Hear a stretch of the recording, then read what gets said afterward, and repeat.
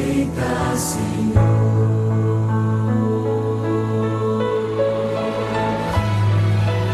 Toma os meus pensamentos, meus dons e meus bens.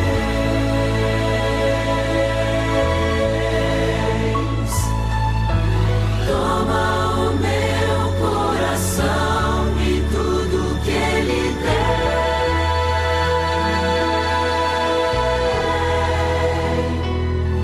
Renova, Senhor, meu viver. Derrama em mim teu amor.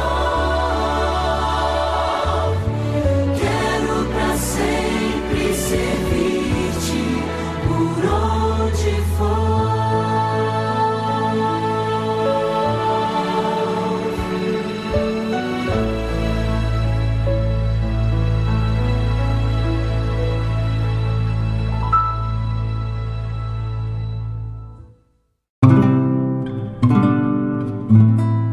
Eu tenho um testemunho a respeito de como Deus pode ajudar as pessoas e como Deus pode conduzir você para fazer grandes coisas para Ele.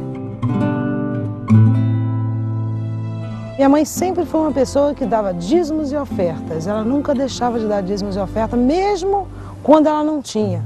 O interessante da minha mãe é que ela ensinou a gente que a gente devia separar a oferta, mas não podia ser uma nota velha, tinha que ser a nota nova. Ainda tinha esse detalhe. E ela contava, não, nós temos que dar o melhor para Deus. Sempre para Deus é o melhor. E minha mãe disse que Deus pode me dar qualquer coisa. Eu disse, mãe, Deus pode me dar qualquer coisa realmente? Ela disse, pode. Qualquer coisa que você pedir. E eu disse, eu não vou falar com a minha mãe, mas eu vou pedir a Deus uma coisa que eu nunca tive. Eu quero que Deus me dê um sapato novo, uma saia nova e um vestido novo que eu vi na loja. Mas eu não vou pedir a ninguém. Comecei a orar mais ou menos em janeiro, meu aniversário é em maio.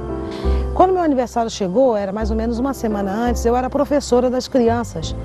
E como professora das crianças, eu levava uma bolsa assim, de papel e colocava assim, os canudos de flanelógrafo, as coisas dentro da bolsa. Peguei a bolsa quinta-feira, fui arrumar. Dentro da minha bolsa tinha um pacotinho enroladinho e era um dinheiro suficiente para eu comprar a roupa que eu tinha pedido a Deus. Houve uma transformação dentro de mim. Eu falei, Deus pode realmente me dar qualquer coisa, mesmo que eu não fale, que eu posso ter um sapato novo, uma roupa nova. Se é fácil isso para Deus, eu comecei a pedir outras coisas para Deus, né? Porque quando você acha uma porta aberta, você tem que entrar. Eu pedi muitas coisas a Deus. Quando eu tinha 18 anos, eu passei pela Universidade Federal Fluminense, fui estudar na universidade e eu não ganhava quase nada. E minha mãe dizia, primeiro tira o dízimo, tira a tua oferta, depois você vê o que vai dar. E todos os meses eu tinha dinheiro. Quando eu contava, via passagem, fazia contabilidade geral, não dava passagem até o final do mês. Alguma coisa eu fazia e dava certo no final e eu nunca deixei de ir para a faculdade por causa disso. E foi lá que eu consegui fazer um concurso, passei para a Caixa Econômica e desde que eu passei para a Caixa Econômica eu fiz um propósito a Deus. Eu disse, Senhor, você me tirou do lugar onde eu não tinha nada. Consegui estudar, consegui chegar até aqui. E eu quero fazer um trato contigo. Eu vou te dar 10% do meu salário a mais dos 10% de dízimo. Porque dízimo é um valor que a gente sempre dá. O meu pacto tinha sido até ali 1%. Porque eu não podia dar mais do que 1%, você ganhando meio salário. Mas era dado com sacrifício também. E com 6 meses na Caixa Econômica, eu me tornei caixa executivo. E um dia eu tive uma dificuldade. Eu perdi um dinheiro na sexta-feira. E o dinheiro era como se fosse uns 10 salários do que o salário que eu estava ganhando. E eu não tinha condição de pagar. E aí eu fechei o caixa e disse, não, fecha, passa a diferença que eu pago na terça-feira. Aí no meio do caminho eu orei a Deus, eu passei na rua orando, o pôr do sol caminhando, eu não conseguia voltar para casa. Eu disse, Senhor, eu não tenho esse dinheiro para pagar, mas eu faço um propósito. Se você me fazer achar essa diferença, que é impossível, porque eu já olhei tudo e não acho, você me fazer de volta, me trazer de volta esse dinheiro, a sexta-feira do meu salário será como oferta também. Segunda-feira passou, eu não achei a diferença. Terça-feira, uma pessoa, um cliente chegou perto de mim e disse assim, você não teve diferença na sexta-feira? Eu falei, tive uma diferença muito grande. Ele falou assim, você escreveu o meu depósito errado e autenticou errado. Eu nunca ia achar essa diferença realmente, porque eu tinha feito as duas coisas. Agradeci muito a Deus e durante todo o tempo que eu fui caixa executivo, além dos meus 10%, eu entreguei a Deus mais 13%, que dava mais ou menos 33% do meu salário. Então as minhas ofertas passaram a ser maior do que os dízimos.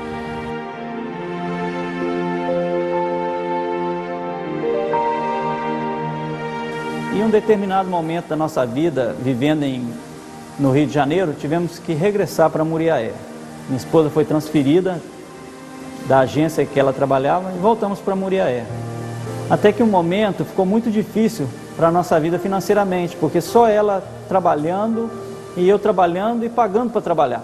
Não conseguia fazer o suficiente para manter a minha casa. E então eu decidi ir para os Estados Unidos. Eu conversei com ela e ela disse: olha, você é o chefe da casa e você que toma as decisões. Comprei a passagem, tirei meu visto e fui para os Estados Unidos para tentar conseguir alguma coisa melhor para a nossa vida. Fiquei lá por alguns meses, 6 meses, depois voltei, regressei e disse a ela que iria voltar de novo aos Estados Unidos mais uma vez para que eu pudesse fazer um dinheiro suficiente e pudesse continuar a nossa vida, montar uma empresa, uma companhia de solda, que eu sabia fazer. E eu voltei para os Estados Unidos. E cheguei lá, fiquei mais 10 meses nos Estados Unidos sozinho, senti muita falta da minha esposa, do meu filho e da minha filhinha que já estava vindo também. Regressei de novo ao Brasil, não me adaptei, ela viu que eu não me adaptei e ela me disse: olha, se você quiser voltar para os Estados Unidos e você achar que é o melhor para a gente, eu posso pedir uma demissão voluntária do banco. Eu fui morar nos Estados Unidos. Todo o tempo que eu estive nos Estados Unidos, eu vi a bênção de Deus. Eu cheguei nos Estados Unidos sem saber inglês. Comecei a passar uns flyers, né, uns cartõezinhos que a gente coloca no mailbox das pessoas e a gente distribuiu. E as pessoas da igreja diziam: olha, é muito difícil conseguir fazer um schedule, que eles dizem assim, uma agenda com casas todos os dias. As minhas orações são sempre meio ousadas. Eu disse: eu quero trabalhar para gente rica, quero trabalhar para quem tem, porque eu quero poder tomar conta da minha família. Meus filhos chegam 3 horas em casa, 3h30, eu quero estar em casa nesse horário também. Em 3 meses, a minha agenda de casa estava completa.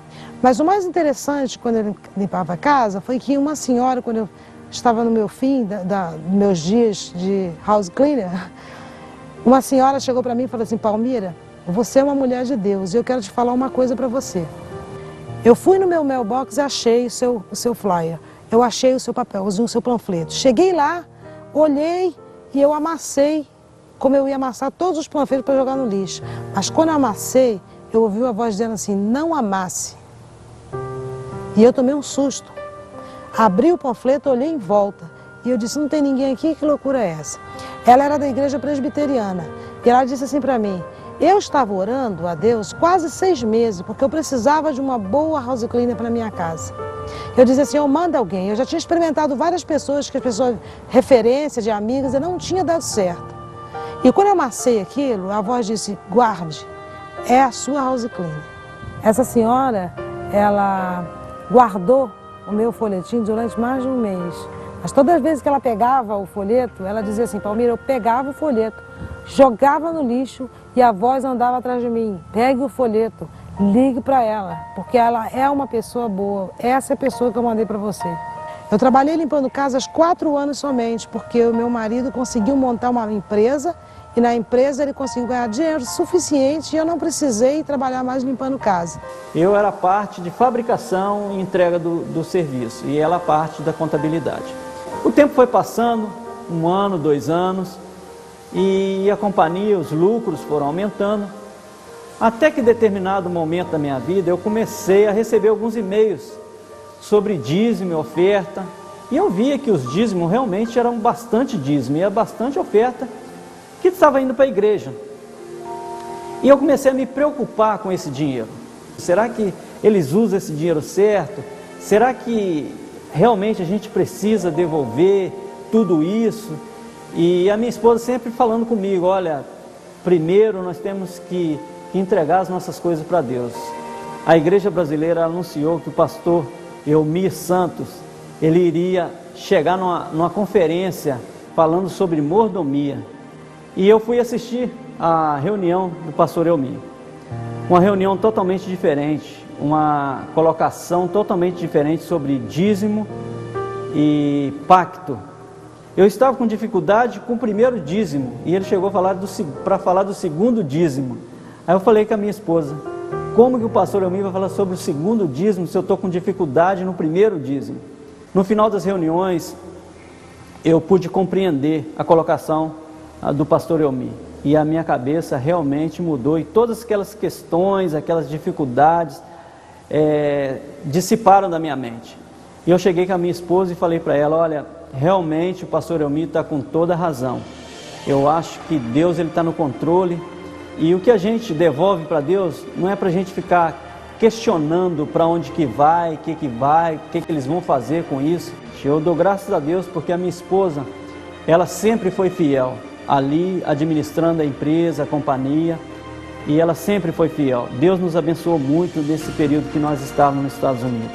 E a crise econômica nos Estados Unidos, ela foi muito grande, que os trabalhos caíram, ficou muito difícil. E eu falei com a minha esposa que agora é momento da gente voltar. E o que nós vamos fazer no Brasil? Bom, eu sei trabalhar com serralheria, com solda, com fabricação de ferro, essas coisas. Só que eu queria fazer uma outra coisa diferente. E ela me mostrou uma revista e tinha um brinquedo nessa revista. E quando eu olhei para esse brinquedo, eu falei: olha, isso aqui é um negócio bem interessante. E eu comecei a pesquisar, e eu descobri que atrás daquele brinquedo tinha todo um conjunto de brinquedos. E eu falei com ela: olha, vamos montar um negócio para a gente desses brinquedos no Brasil. E ela falou comigo: olha, nós vamos montar sim, mas desde que o recurso seja direcionado para a pregação do Evangelho. E eu concordei já rapidamente, né? Porque as minhas dúvidas já tinham sido dissipadas e estávamos importando esse brinquedo aqui para o Brasil.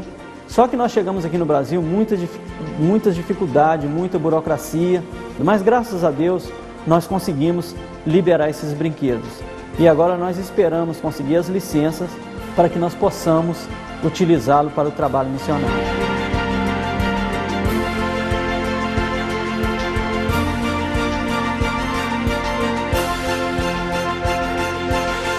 O nosso projeto é construir uma igreja todos os anos com o lucro desses brinquedos. O mais importante do cristão, que eu acho que é um bom mordomo de Deus, é fazer as coisas bem feitas também. Não importa o que você esteja fazendo, se você é um gerente da Caixa Econômica ou se você limpa a casa, desde que você faça bem, Deus te abençoe. Minha mãe sempre falava isso: dá pouco para Deus, fazer pouco para Deus, Deus vai medir você da mesma maneira. Então, eu acredito no pacto, eu acredito na oferta, eu acredito que nós devemos ajudar a terminar essa obra, porque Jesus está vindo e tudo vai ficar para trás.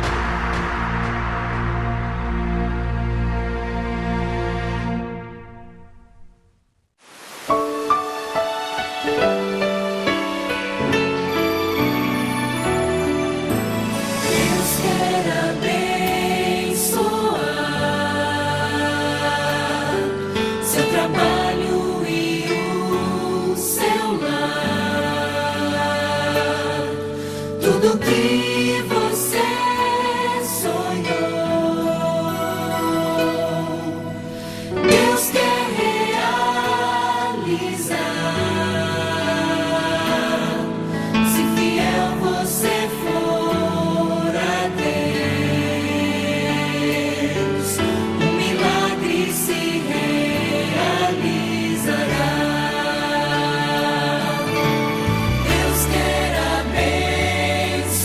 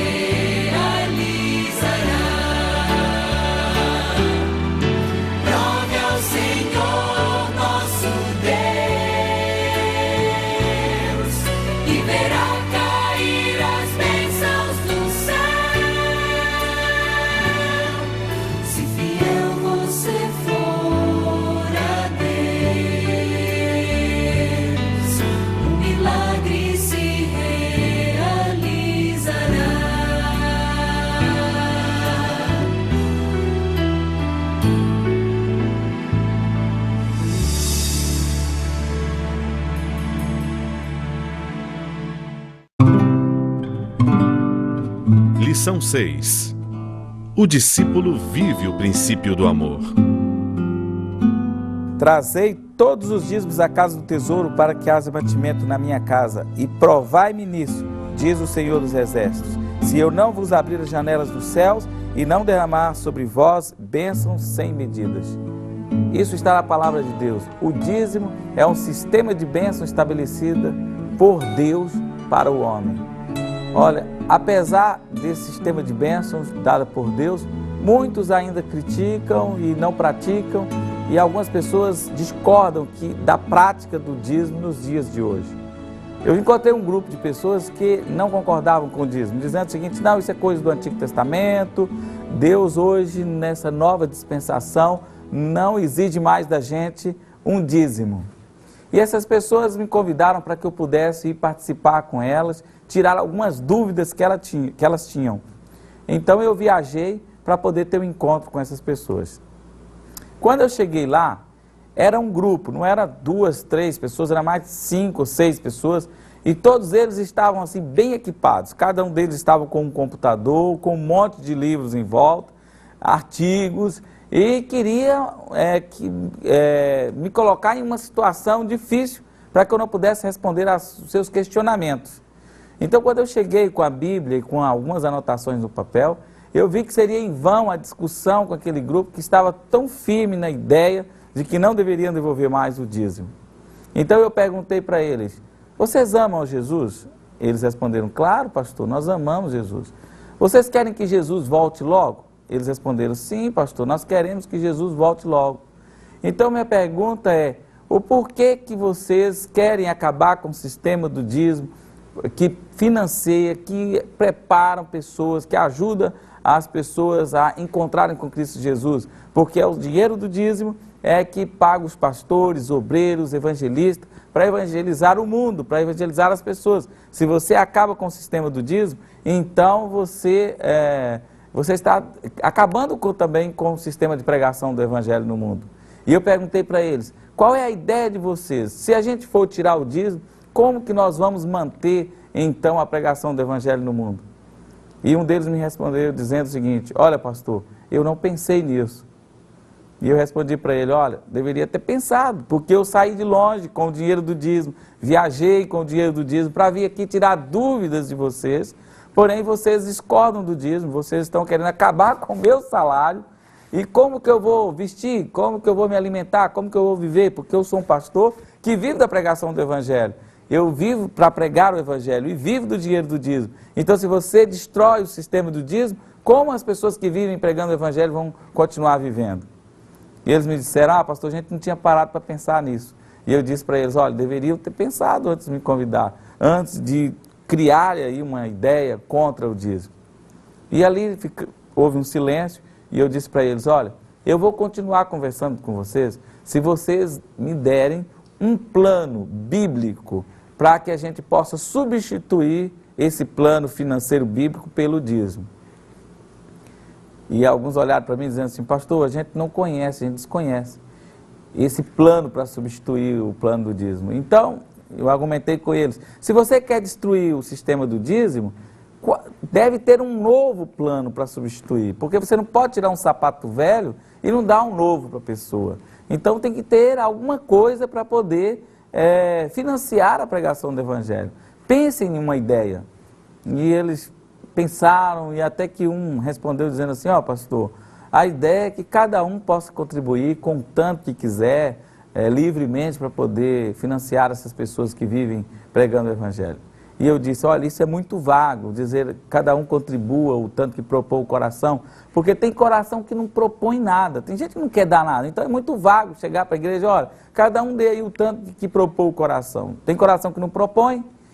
E eles responderam para mim: o senhor tem razão. Então, faz uma proposta de um plano financeiro. E aí o outro lá, olhando para mim, falou assim: pastor, é o seguinte, é só estabelecer uma porcentagem para cada um dar um pouco do seu salário. Então eu virei para ele e disse assim: que tal cada um contribuir com 10%? Todos riram, houve um momento de descontração e eles entenderam a mensagem. É verdade, se você tira o sistema do dízimo, que é o único sistema financeiro que existe na Bíblia. Você não tem outra opção.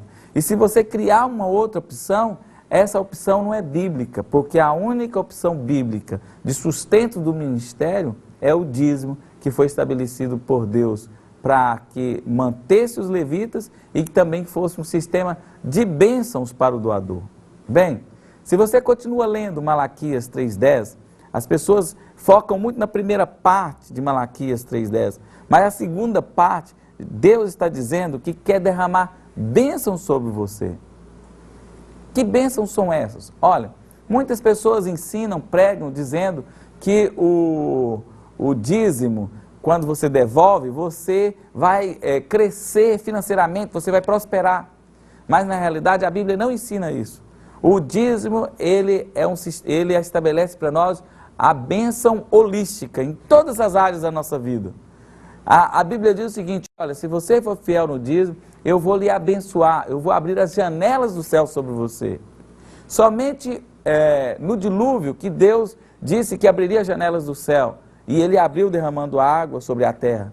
E o segundo texto é esse de Malaquias, dizendo: se for fiel no dízimo, ele vai abrir as janelas dos céus e vai derramar bênçãos.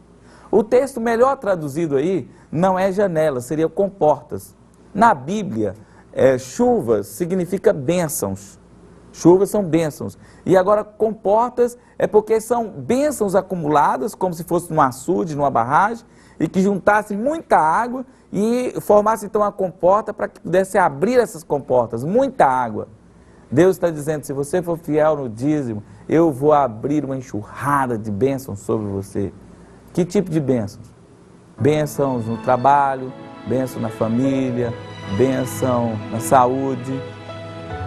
Todas as bênçãos que você imaginar, de uma forma holística. Essa é a promessa do dízimo. E se você quer ser um discípulo, não membro, porque o membro ele não está comprometido com os ensinamentos da Bíblia. O membro, ele simplesmente frequenta a igreja, canta, ouve o sermão e vai embora. Mas o discípulo não. Esse está comprometido com a palavra de Deus. E se você quer deixar de ser membro, quer se tornar um discípulo real de Cristo Jesus, então seja um praticante dessa doutrina. E sabe o que vai acontecer? Além de você estar financiando a pregação do Evangelho, você está recebendo bênçãos sem medidas que Deus promete para você. Seja um discípulo fiel a Deus. Seja um discípulo do coração de Jesus. Seja um discípulo praticante das verdades bíblicas. E seja um discípulo fiel dizimista.